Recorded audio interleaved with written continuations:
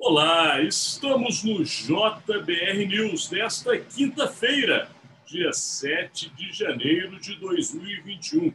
Eu, Alexandre Jardim, direto de Brasília, junto com um jornalista, analista político e meu colega Estevão Damásio, que fala conosco de Belo Horizonte. Lembrando a você que o nosso podcast é um conteúdo feito em parceria pelo Grupo Imagem e Credibilidade e o Jornal de Brasília, o grande jornal da capital federal. E tem sempre uma terceira pessoa, que é o nosso grande amigo Rodolfo Lago, também jornalista, mas que nessa semana está de folga, mas na próxima semana estará de volta aqui neste conteúdo. Vamos lá. A gente hoje tem uma notícia que realmente movimenta Brasília, mas na verdade não movimenta somente Brasília. Movimenta o Brasil e o mundo.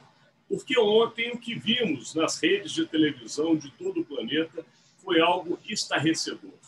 A maior democracia do planeta Terra, pelo menos assim que é vendida para todo mundo, a mais sólida de todas, pelo menos assim é divulgada para todo o planeta, a mais estável, que inclusive se dá o direito de interferir em países que são ditos não democráticos, teve uma cena que de fato não demonstrou nada do que a gente sempre imaginou, porque ontem foi invadido o Congresso dos Estados Unidos, ou o Capitólio, como é conhecido na capital norte-americana, em Washington.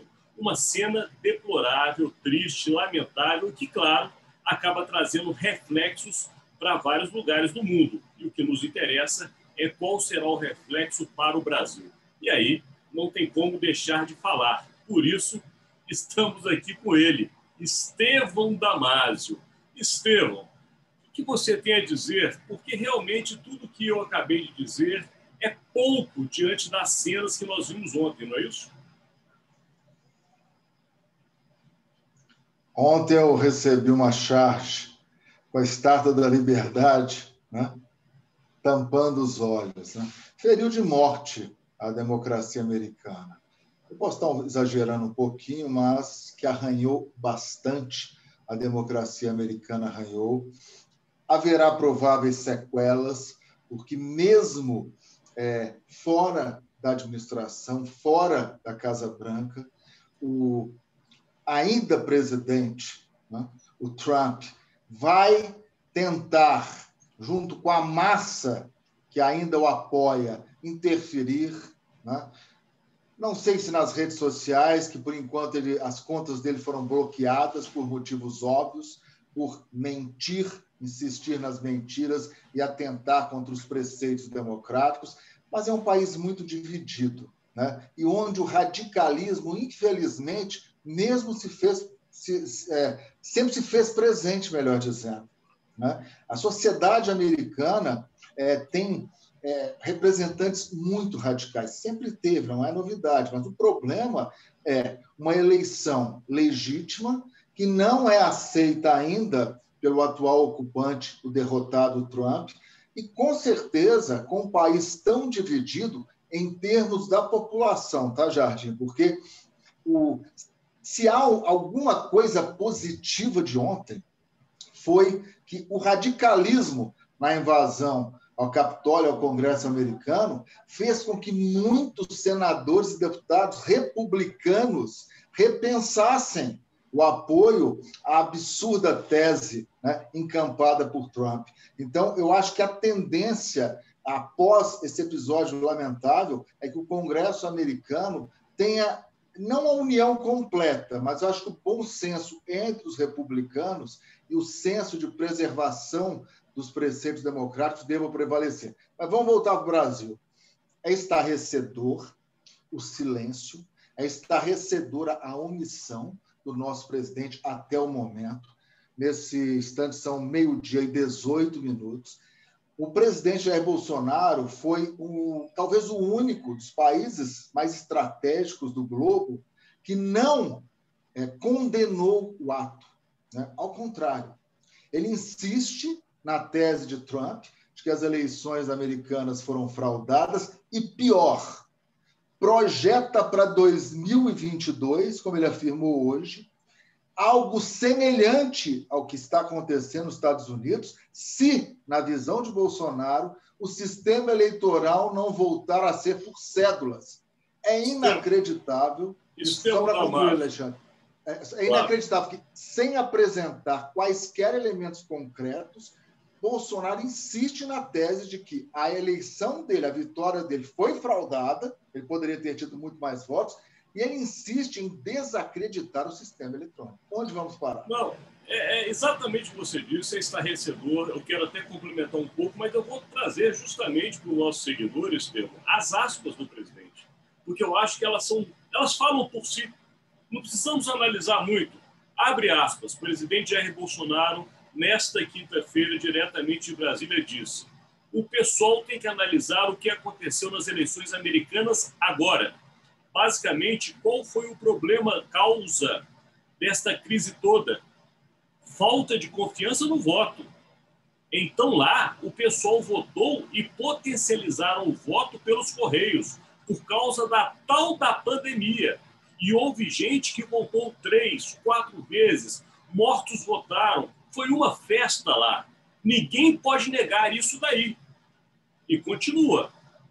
E aqui no Brasil, e aí nos preocupa a fala, senhor presidente, se tivermos o voto eletrônico em 2022, vai ser a mesma coisa. A fraude existe. Lembramos, o presidente da República, Donald Trump, presidente dos Estados Unidos da América, preparou este cenário. Parece uma preparação de um mesmo cenário no Brasil. Não quero acreditar nisso, Estevam. Não quero. Acho que o presidente Jair Bolsonaro é um homem responsável, um homem que preside uma nação que é a mais importante do Cone Sul. É uma nação que tem uma população de mais de 220 milhões de cidadãos. E eu não acredito que o presidente Jair Bolsonaro esteja se espelhando, depois de tudo que vimos, inclusive ontem, nas táticas e estratégias do senhor Donald Trump. Está contigo, Estevam.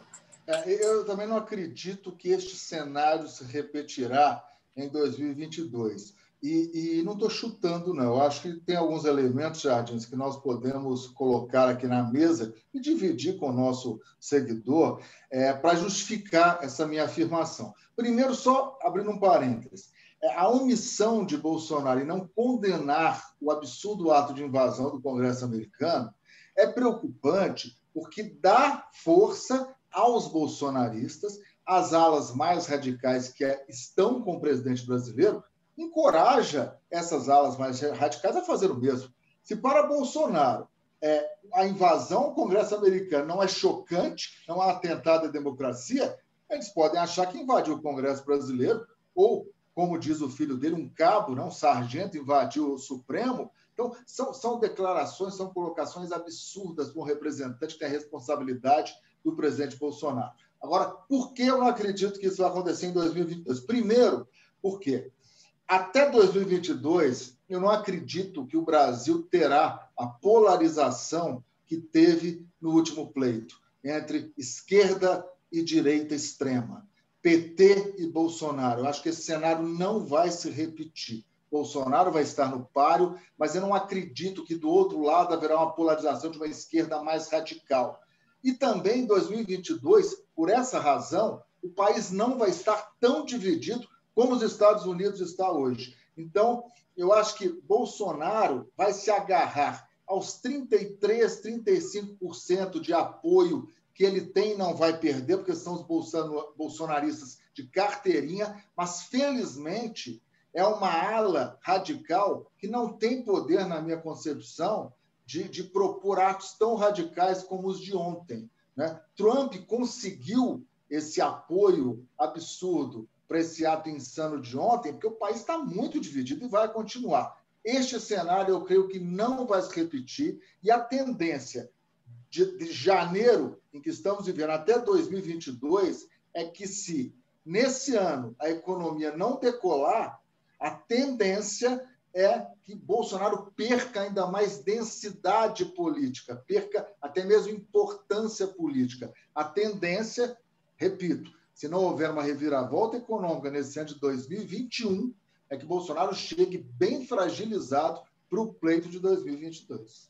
Perfeito, Estevam. Eu realmente estou muito preocupado com essas declarações. Agora, confio na responsabilidade do cargo do presidente da República e creio que ele, muitas vezes, fala, tem rompantes, vamos dizer assim, ou até como ontem eu mesmo quis aqui dizer e classificar fanfarronices, mas, de qualquer maneira, ele tem a noção exata de como é importante a cadeira que ele ocupa. E o Brasil depende da responsabilidade do presidente e não podemos caminhar para situações semelhantes ao que vimos ontem nos Estados Unidos. E lembrando, né, Estevam, a gente, inclusive, chegando em Brasília no início dos anos de 1990, cobrimos juntos o governo Itamar Franco. Por que eu faço essa lembrança, Estevam? O Brasil atravessava um momento dificílimo. Tinha acabado de sair de um impeachment, a economia não estava boa, tinha vindo de 5 anos do governo do presidente José Sarney com uma inflação altíssima, o presidente foi afastado, Itamar Franco não tinha popularidade e conseguiu fazer 2 anos de um governo excepcional. O Brasil foi entregue a Fernando Henrique Cardoso, inclusive com o famoso Plano Real, que nos tirou daquela inflação galopante e caminhou o Brasil para o crescimento que hoje muitos dos que estão nos ouvindo não sabem o que foi o Brasil, que nós cobrimos como repórter naqueles anos de 90. E por que eu estou citando isso, hein, Estevam, no final do nosso conteúdo? Para mostrar que ao governo federal há sempre soluções nas crises. O Brasil já enfrentou crises muito difíceis. Não é com rompantes, não é com agressividade, não é com decisões extremas que se resolvem os problemas. Esse país é um país de conversa, e muita conversa até no pé da orelha. Não é de radicalismo. Então, esperamos que o Brasil volte à sua origem e trabalhe de uma maneira de não colocar mais agressividade do que já estamos vivendo hoje em outros lugares do mundo. Chegamos àquele momento, Estevam Damasio, que é a aposta de hoje. Qual a sua? Eu aposto uma notícia boa, né? A eficácia da Coronavac atingiu mais de 70%, né? E é um índice respeitável, né? Lembrando para o nosso seguidor que acima de 50% já dá a segurança necessária, segundo as avaliações internacionais. Então, é um bom caminho para que, finalmente, se peça à Anvisa o registro emergencial da Coronavac, a primeira das vacinas, mas a gente tem que começar.